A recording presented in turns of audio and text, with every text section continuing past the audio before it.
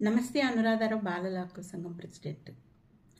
మన పరిసర ప్రాంతాల్లో ఎక్కడ చూసినా, మన చుట్టుపక్క ఎక్కడ చూసినా కుక్కలే ఎక్కువగా కనిపిస్తున్నాయి. రోజు చిన్నపిల్లలపైన దాడులు, వృద్ధులపైన దాడులు వార్తల్లో చూస్తున్నాం. ప్రజల్లో భయం పెరిగిపోయింది. బయటికి వెళ్ళాలి అంటే పిల్లలు భయపడుతున్నారు.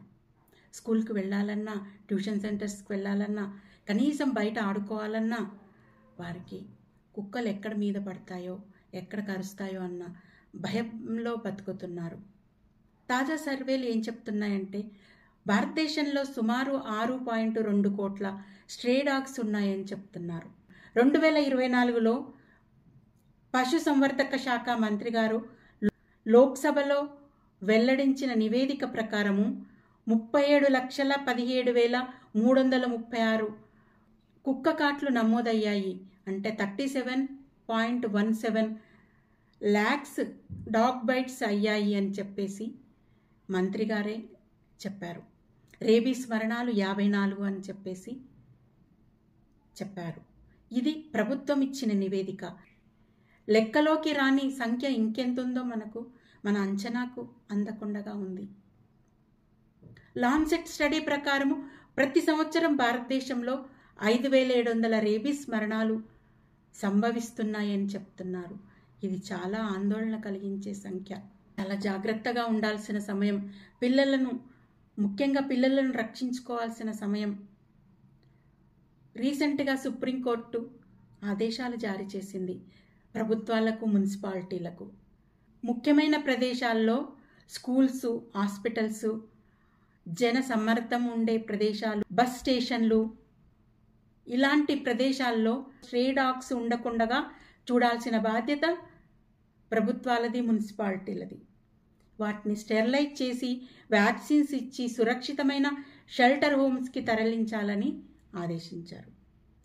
కానీ విచిత్రమైన విషయం ఏంటంటే, కోర్టు చెప్పే వరకు కూడా అధికారులకు ఈ విషయాలు తెలియడం లేదా? రోజు పేపర్లో చూస్తున్నాం, వార్తల్లో వింటున్నాం. పిల్లలను ఎత్తుకెళ్ళి పిక్కు తింటున్నాయని, నిద్రపోతున్న పిల్లలను తీసుకెళ్లి చంపేసిన సంఘటనలు జరిగాయి. ఆడుకుంటున్న పిల్లలపైన దాడులు చేసిన సంఘటనలు ఉన్నాయి. మరి ఇవి వీళ్లకు కనిపించడం లేదా? కనిపించినా పట్టించుకోని విధంగా ఉన్నారంటే అధికారుల నిర్లక్ష్యమనే చెప్పొచ్చు. ఇలాంటి వారికి శిక్షలు విధించాలి. జంతు ప్రేమికులు స్ట్రీట్ డాగ్స్ని దత్తత తీసుకొని వాళ్ళ ఇండ్లల్లో పెట్టుకొని చూసుకోవాలి. వీధుల్లో వదిలిపెట్టకూడదు. రోడ్లపైన వెళ్ళి అన్నాలు పెట్టినట్లయితే ఆ అన్నం కోసం వెళ్తాయి. అక్కడ పిల్లలు ఆడుకుంటున్నట్లయితే వాళ్ళపైన దాడి చేస్తాయి. పిల్లలు స్కూల్కి వెళ్ళాలి, ట్యూషన్ సెంటర్స్కి వెళ్ళాలి, మామూలుగా పార్కులకు వెళ్ళి ఆడుకుంటారు. మరి ఇవన్నీ చేయకూడదా? అంటే వాళ్ళు ఏ విధంగా స్కూల్కి వెళ్ళాలి, ఎట్లా చదువుకోవాలి, ఏ విధంగా ఆడుకోవాలి అన్న ప్రశ్న వేసుకోవాలి అధికారులు. అంటే ఈ స్ట్రీట్ డాగ్స్ని షెల్టర్ హోమ్స్కి తరలించే పని వాళ్ళు చెయ్యాలి. కానీ చేయడం లేదు. ఖచ్చితంగా ప్రతి పట్టణంలో స్ట్రే డాగ్స్ కోసం స్టెరిలైజేషన్ సెంటర్లు, వ్యాక్సినేషన్ సెంటర్లు ఉండాలి.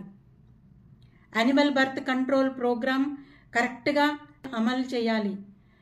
యానిమల్ బర్త్ కంట్రోల్ ప్రోగ్రామ్ సమర్థవంతంగా అమలు చేయాలి. పాఠశాలల్లో పిల్లలకు అవగాహన కార్యక్రమాలు ఏర్పాటు చేయాలి. ఏ విధంగా సేఫ్గా ఉండాలి, కుక్కలు ఉన్నట్లయితే ఏ విధంగా ఉండాలి అనే అంశం పైన అవగాహన కార్యక్రమాలు నిర్వహించాలి. మున్సిపాలిటీలలో పబ్లిక్ హెల్ప్ లైన్ నెంబర్స్ ఉండాలి. ఎక్కడైనా ఇబ్బంది అయితే వెంటనే అధికారులకు తెలియజేసే విధంగా హెల్ప్ లైన్ నెంబర్స్ ఉండాలి. ఒకవేళ కుక్కలు కరిచినట్లయితే వెంటనే డాక్టర్ దగ్గరికి తీసుకెళ్ళాలి. ఆ ఊండ్ని నీటితో కడిగి ఇమీడియట్గా డాక్టర్ దగ్గరికి వెళ్ళాలి. వ్యాక్సిన్ వేయించాలి. రేబీస్ రాకుండా వ్యాక్సిన్ వేయించాలి. టీకాలు, ఇంజెక్షన్స్ చేయించాలి. ట్రీట్మెంట్ ఇప్పించాలి పిల్లలకు. పిల్లలను ఒంటరిగా రోడ్లపైన వదిలిపెట్టకుండా పేరెంట్స్ కానీ ఎల్డర్స్ ఎవరైనా ఉండే విధంగా చూసుకోవాలి. పసిపిల్లలను జాగ్రత్తగా చూసుకోవాలి. అవి ఎక్కడి నుంచి వస్తాయో తెలియదు. తీసుకెళ్ళి నిద్రపోతున్న పిల్లలను కూడా తీసుకెళ్ళి తింటున్న సంఘటనలు మనం చాలా చూసాం. కాబట్టి పేరెంట్స్ అప్రమత్తంగా ఉండాలి. పిల్లలు కానీ వృద్ధులు కానీ బయటికి వెళ్ళినప్పుడు అందరూ అప్రమత్తంగా వారిపైన దృష్టి పెట్టాలి. వాళ్ళు సేఫ్గా వారి స్థానాలకు చేరుకునే విధంగా చూసుకోవాల్సిన బాధ్యత అందరిపై ఉంది.